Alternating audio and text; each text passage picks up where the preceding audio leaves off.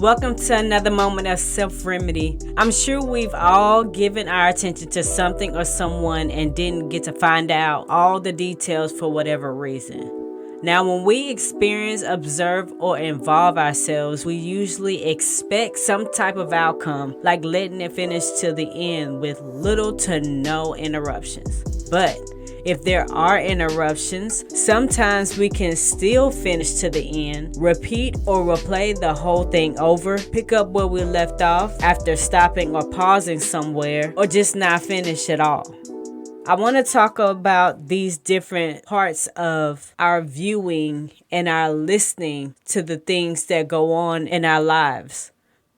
If we're in a situation where we're still trying to finish to the end, what does that look like? I know that we can watch certain movies, watch certain shows, listen to certain songs, or read certain things, and even read into different situations that may not even involve us. But if we choose at that moment to involve ourselves, what does that look like to try to finish it to the end? We could treat those films, we could treat those TV shows, those songs, that piece of literature, just like the issues and the circumstances that we face in life. For example, right, we have families, we have relatives, we have people that we care for, not care too much for, and can sometimes be in the middle, even for our own self. There are times where we want to groom ourselves to make that special appearance out into the public world. And then there are other times where we're still out in the public world, but we just don't care as much or put that much effort or time and attention into how we look,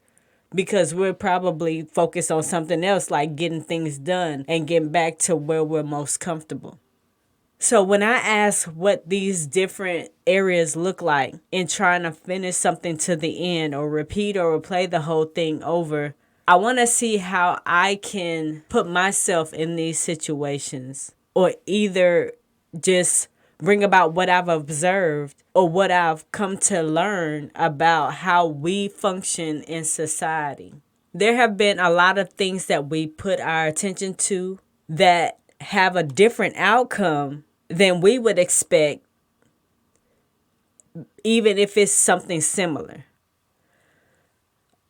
There are movies about families. There are songs.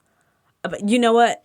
I'm going to go ahead and go this route because I really didn't want to touch on it. But if it makes more sense, then so be it. There are relationships that are displayed in the media, in the things that we watch, in the things that we listen to, and even what we read about. And it can go for any type of relationship. But being that it's something that I still value, I guess it's up to me to just talk about it. The relationships that we desire to have come in different forms. We have relationships with our parents. We have relationships with our grandparents. We have relationships with other relatives. We have relationships with people that we are attracted to, have something in common with them. We also have relationships in the workplace. There are certain relationships that we try to finish until the end. I've talked about it before and how some things start. You have those moments where we are conscious of what happens in the present, but not really familiar with what happened before we even came about. We're born into families that we can't even change. We're related to people that we can't even change that connection. And after we're born, we enter into that infant and toddler phase. Then we go into that adolescent phase. Then the young adult, senior citizen. And then after that is what happens, where people are just in between what the outcome will be. And just in many things that we talk about and we learn from, there's a beginning, middle, and an end. So if that's the phase for families, well, we're born into something, born into these generational habits or generational cycles and traditions. That's one area of a relationship. Then you have another where you're attracted to somebody, or you may have things that you have in common or share mutually, whether it's feelings involved whether it's the way you treat one another, whether it's something that you connected with based on your family's history. Who knows why we're attracted to somebody? So if we're in a relationship where we're caught up in what attracts us, what unattracts us? Because that can be that interruption. That determines whether we finish to the end or not. Because in the beginning, y'all was all cool. Y'all was, really liking each other because you had things in common. But along the way, you started to see, oh, so-and-so is acting a little different. Maybe because they're growing. Maybe because they are losing interest in what brought y'all together in the first place. These are examples because I know that we can play on a whole lot of things as to our excuses or reasons for our coming together and our separating. And there are also people who play into that coming together and that separating. There are things that come into that coming together and that separating. We have a whole lot of components that we usually don't address. We just let it be what it is and keep on moving. But I personally feel that all this letting it be what it is really affecting our mental state and the way we coexist with one another. Finishing until the end in a love relationship sometimes starts with the dating phase where you find out about one another, or courtship, whatever you want to title it. It's us getting to know each other and then deciding whether we move to the next stage or not, which is to see if we gonna be together or we just here playing out family or playing different roles. You play this role, I play that role. I'm just in it until it burns out. That's how some people probably look at being in a quote unquote relationship. But that's not really what it is. We call it a situationship, where if two people are together and somebody's a little shaky or on the fence as to whether we gonna finish this thing out to the end or not, that's a situationship because you're unstable in your mindset as to what you really want. And if you don't know what you want, why put somebody else in that same boat with you, expecting them to not say anything or not do anything or question what your motive or agenda is? So do a lot of us want to finish until the end? So we have this whole traditional setup. Yeah, we have the whole dating phase, the engagement and the marriage, and then to see if that marriage will or will not last. Then you have the divorce, or then you have those situations where you're trying to figure out, okay, who's going to take responsibility of the kids if there are kids involved. There's a lot of things that play into that too. So what's the ending going to be? Then you have work relationships. You start off working with a person or a group of people for somebody, or they work for you. So you have that step-by-step phase too. Whether you fill out an application, have somebody fill out an application for you, put in their resume, however it works, however it begins. And then sometimes there are trial periods or probation periods where you try to see if that person is really a good fit or not. And some companies, some businesses and establishments, they kind of skip over that part to where it's like we strictly hire you based on whether you have the qualities we need or not. And if you do, if you qualify, then the next step is to be hired on, fill out the proper paperwork, and then you get started. There's some training that's involved. We got to get you a little brushed up here and there because you may be lacking in some areas that we really need you to be strong. And then after that, it's however you choose to work it. Letting us know your flexibility. Are you able to work this time? Are you able to work this day? But for those who are kind of on that unstable part, the employers start to see if you're reliable or not because you may be that individual who's always calling out. I thought you were in it because you had a goal. I thought you were in it because you had a plan. But it seems like you sabotaging and jeopardizing all your plans. We've provided the platform for you. So that's that instability in the workplace. So the question becomes, do you really want to finish to the end? Or are you afraid of how the ending may be? Or did you just so happen to stumble up on something that you didn't have that confidence in to last as long as it has? Whether it is in a love relationship, work relationship, or even in the family. For the family, you say we gonna get together. For the family, you say we gonna do better. But that interruption came when those tragedies may have struck, or somebody ended up doing something before you did. But who's to blame on that though? Like, are you the cause as to why you didn't meet that level or that standard like somebody else you're related to? Because you didn't put in as much effort or work as they did? But you ain't letting that be known because you holding in these grudges towards somebody and not dealing with your own setbacks. You're not dealing with your own sabotage movements. Do we want to finish until the end? Then with these same relationships, we have those moments where we can repeat or replay the whole thing over. If somebody in the family has an accomplishment, let's say another young person gets that opportunity to graduate, but you didn't, are you gonna go? Because you saw that they were able to replay, I guess, that whole school scenario of finishing, even though you didn't want to. If we had a chance to repeat some of our history and play it out a little differently, you may have gone through high school, but did you finish to that end to where you got your GED, to where you got your diploma, or you went through that special program just to get the proper credits that you needed so that you can establish yourself in the adult world? But that doesn't mean that you don't show up for somebody else just because they decided to show up for themselves.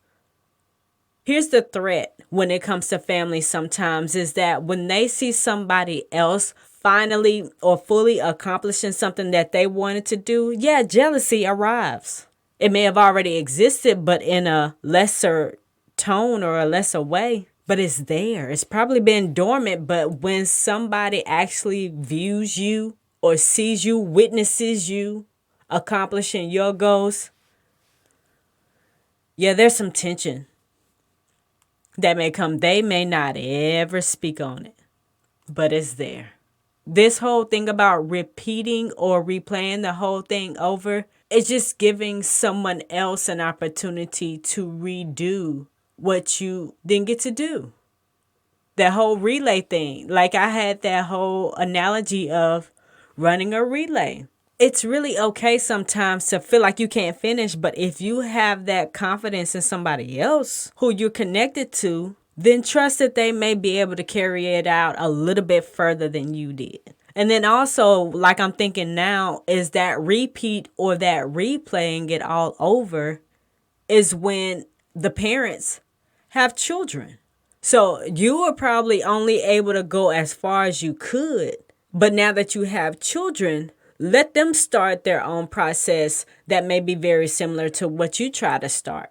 There may be an adult who may have started off playing a particular sport, but along the way they had some type of injury or something like that. Yeah, they were in the games, they won, they were probably one of the MVPs, the best players and this and that. So now that they have a child who has those same desires to be in that same sport or that same field, what will that look like for the parent? Will they show up to the games? Will they show support? Will they give their team spirit? Or just leave it up for anybody else, aka the strangers, to do it? To show that their child the support that they're really wanting from their actual parent. So it's just like a replay for that.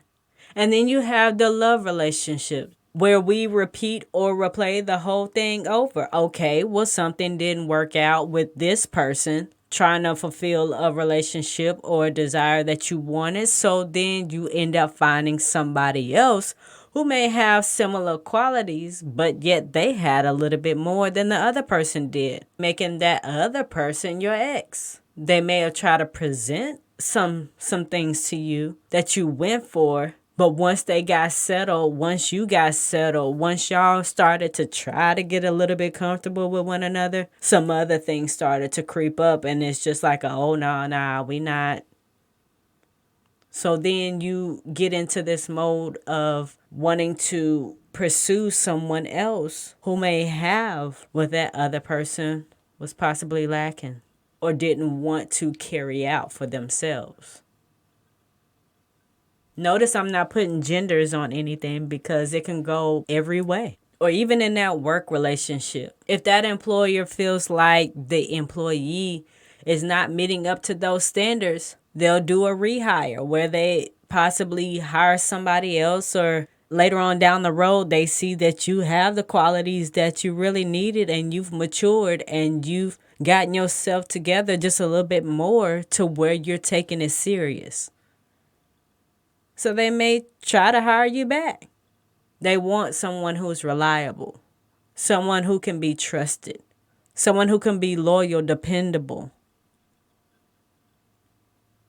And so the person who's on the giving end of that disloyalty or that lack of trust, you can't get mad, really.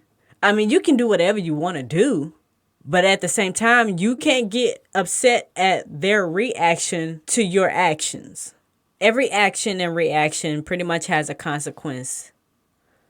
It can be a good one, it can be a bad one, it can be in between, it could be neither one of those. It could just be a consequence, which is just the outcome of what happens. Then there's the part where we pick up where we left off after stopping or pausing somewhere.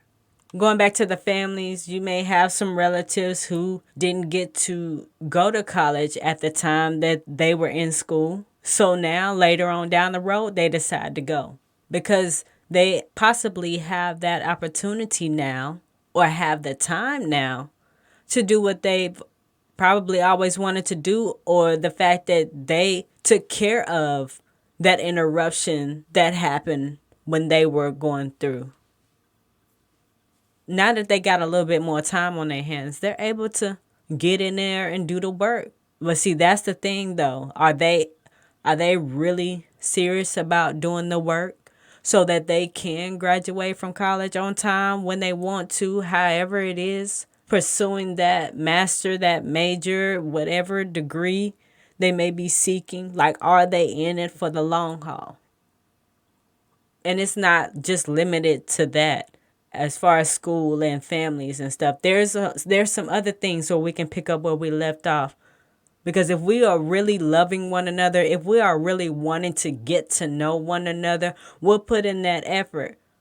We make time for everybody and everything else, so why not do what's necessary for those who you are closely engaged with? And that's not to put anybody at fault or blame, to make them feel bad for not wanting to get together, because I understand people get busy and people do things. But if you know that you know that you know that you're intentionally making excuses just to avoid coming into contact with those that you are related to, not only is it a you problem, but you've kind of made it a them problem, because they're trying to figure out what's wrong with you, or if they are the cause of why you feel the way you feel or doing what you're doing. If we talking about maturing, if we talking about getting over stuff, letting go of stuff, let it be known that you've really let it go.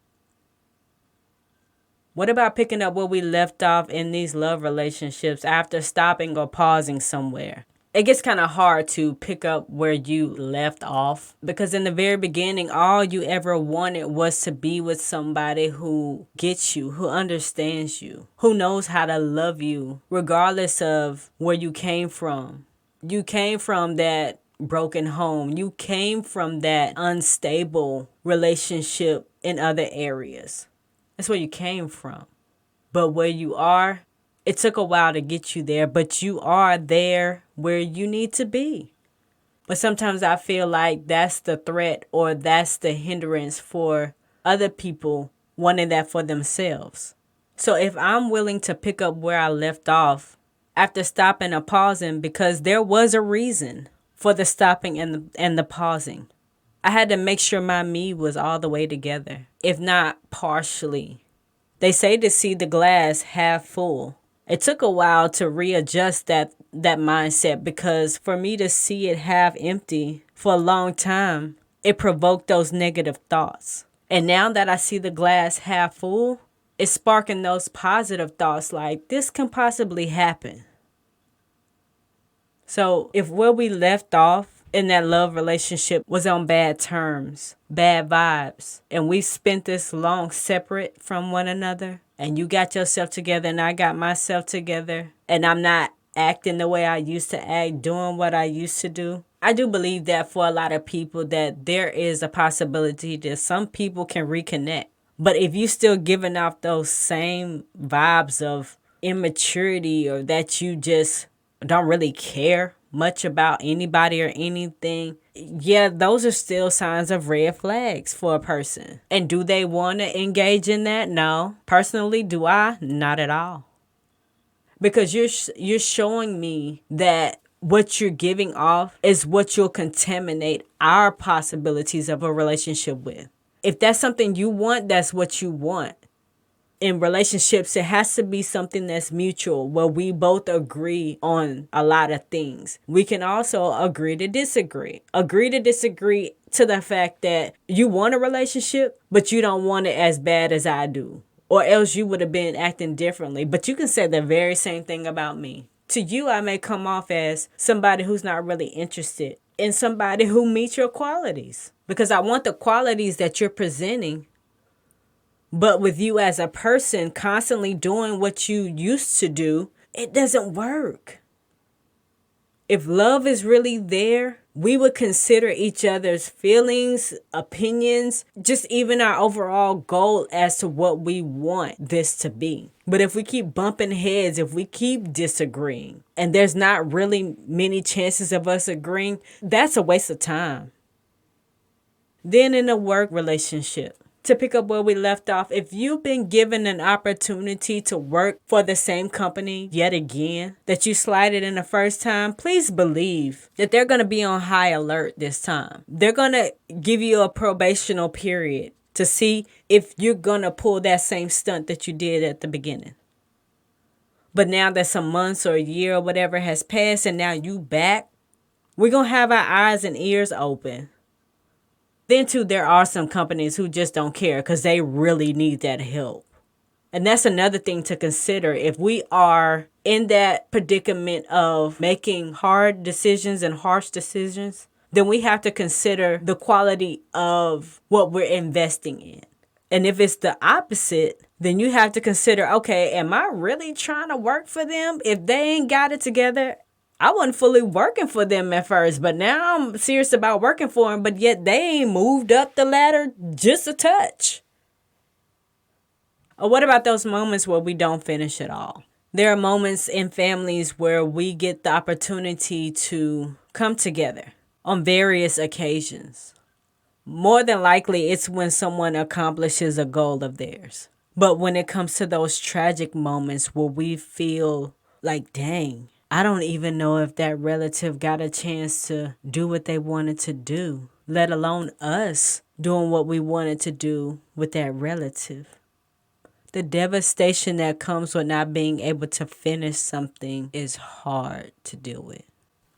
I have relatives that I wanted to continue to spend a lot of time with, to do a lot of things with, even had plans. Next time I see you, we gon' this. Next time I see you, we gon' that. Didn't get to finish. Didn't get to see that to the end. Even in love relationships, when you're so into a person and you think everything is going real good, next thing you know, an interruption takes place. Whether it was predictable or unexpected, something's come out of nowhere. Blindsided. Even in the workplace, or that business you were working for, all of a sudden needs to make some cutbacks. All of a sudden needs to lay some people off, or just change their minds as to whether they really feel like they can trust you or depend on you. It's kind of like the last one hired is the first one fired. So you don't get to finish that job that you wanted to finish. Now you got to start over.